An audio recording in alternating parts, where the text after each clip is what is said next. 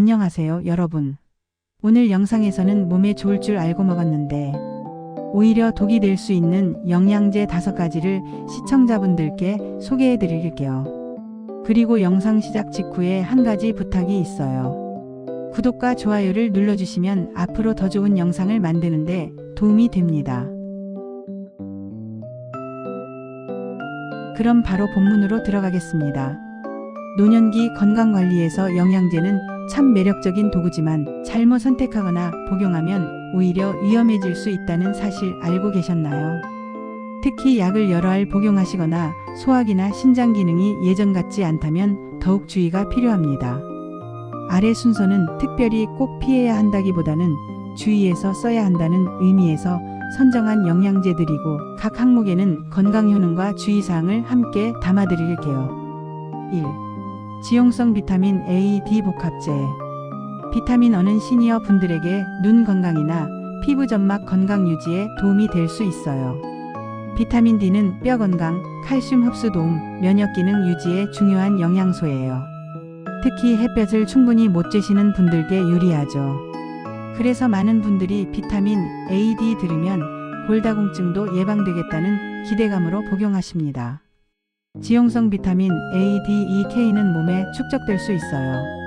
과다 복용 시 독성이 나타날 수 있다는 점, 특히 시니어에게는 중요해요.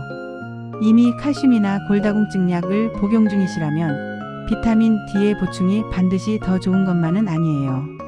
복용 중인 약물과의 상호작용을 꼭 확인해야 해요. 만약 신장 기능이나 간 기능이 떨어지신 분이라면 축적된 영양소 배출이 늦을 수 있어 더욱 주의가 필요해요. 또 많이 먹으면 더 낫다는 생각은 위험해요. 권장량 이상이면 오히려 부작용 가능성이 커집니다. 눈과 뼈 건강에 도움되지만 축적될 수 있으므로 복용 중인 약이나 건강 상태 체크 후 적정량 복용이 중요해요. 2. 오메가3 보충제.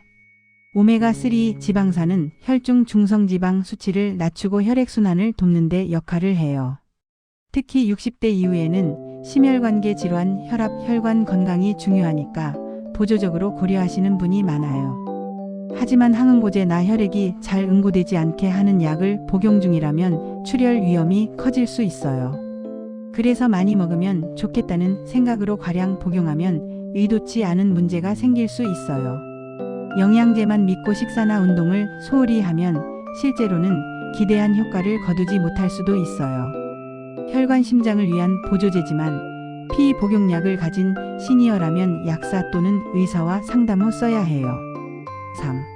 철분 단일제 또는 고함량 철분제. 식사량이 줄거나 흡수가 덜 되는 노년기에는 철분 결핍이 생길 수 있고 철분 보충은 빈혈 예방 피로 회복 등에 도움될 수 있어요. 특히 소화력이 약해지거나 위산 분비가 줄어든 분들에게는 흡수에 신경 쓸 부분이 있어요.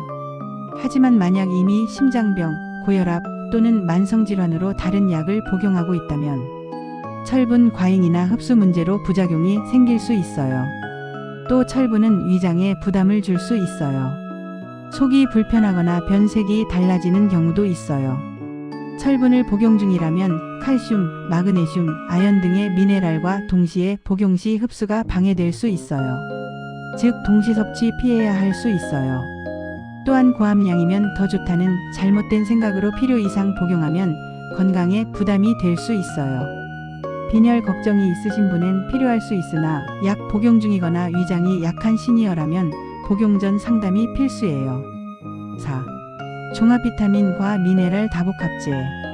다양한 비타민과 미네랄이 한 알 또는 몇 알로 들어있는 제품은 식사만으로 부족한 영양소를 보충해주는 데 유리해요. 특히 시니어는 식사량이 줄어들거나 소화 흡수가 떨어지는 경우가 많으므로 그래도 무엇이라도 챙기자는 마음으로 선택하는 분이 많아요. 하지만 여러 성분이 동시에 들어가므로 중복 복용 위험이 커요. 예컨대 이미 비타민 D나 철분을 별도로 복용 중인데 종합 비타민에도 같은 성분이 포함되어 있다면 과잉이 될 수 있어요.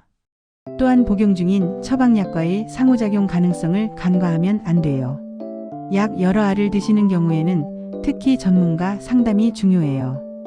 또 영양제만 먹으면 되겠지 하고 식사 운동 수면을 소홀히 하면 기대했던 만큼의 효과를 보기 힘들어요. 마지막으로 보관이나 복용 방법을 잘못하면 효과가 떨어지거나 부작용이 생길 수 있어요. 몇 가지 영양소를 한 번에 챙길 수 있는 장점이 있지만 이미 복용 중인 약이나 다른 영양제와 겹치는 성분이 없는지 꼭 확인해야 해요. 고용량 비타민 B군 또는 활성형 비타민제. 비타민 B군은 에너지 대사, 신경기능, 피로회복 등의 중요한 역할을 해요. 특히 예전에는 좀 더 힘이 났는데 요즘 피로가 자주 온다는 시니어 분들께 매력적인 선택이 될 수 있어요. 활성형 비타민은 흡수율이 높다고 알려져 있고 일부 분들에게는 효과적으로 느껴질 수 있어요. 하지만 활성형이니까 매일 고용량으로 먹으면 더 효과적이다는 생각은 오히려 위험해요. 기사에선 활성 비타민은 매일 섭취하지 않는 게 좋다라는 지적도 있어요. 또한 비타민 B군도 과다 복용 시 설사, 위장장애, 신장에 과부하 등이 생길 수 있어요. 더구나 활성형 비타민은 항우울제, 항응고제 등 과상호작용이 있을 수 있으므로 복용 약물이 있으신 경우에는 반드시 전문가에게 확인해야 해요. 피로나 신경 기능을 위해 유리할 수 있지만 처방약이 있으시거나 활성형 제품이라면 복용 전 상담이 꼭 필요해요. 왜 시니어에게는 영양제도 독이 될 수 있는가? 60세 이상이면 간이나 신장의 기능이 젊을 때보다 떨어진 경우가 많아요. 그래서 영양소나 약물이 체내에 쌓이거나 배출이 늦어질 수 있어요. 또한 시니어 분들은 처방약을 여러 알 복용하는 경우가 많기 때문에 영양제와 약물 사이에 예상치 못한 상호작용이 생기기 쉬워요. 위장 기능이나 흡수율도 저하되는 경우가 많고 영양제를 먹어도 실제 흡수되지 않거나 위장에 부담이 될 수 있어요. 마지막으로 건강보조식품이니까 안전하겠지라는 생각으로 복용법 용량보관법을 제대로 지키지 않는 경우도 많아요. 이 또한 위험 요소가 돼요. 이런 이유로 영양제는 분명 장점이 있지만 아무렇게나 먹으면 오히려 건강에 부담이 될 수 있다는 사실 꼭 기억해 주세요. 복용 중인 처방약, 일반 의약품, 다른 영양제를 모두 목록화해서 의사나 약사에게 보여드리는 것이 좋아요. 영양제는 권장 섭취량을 지키세요.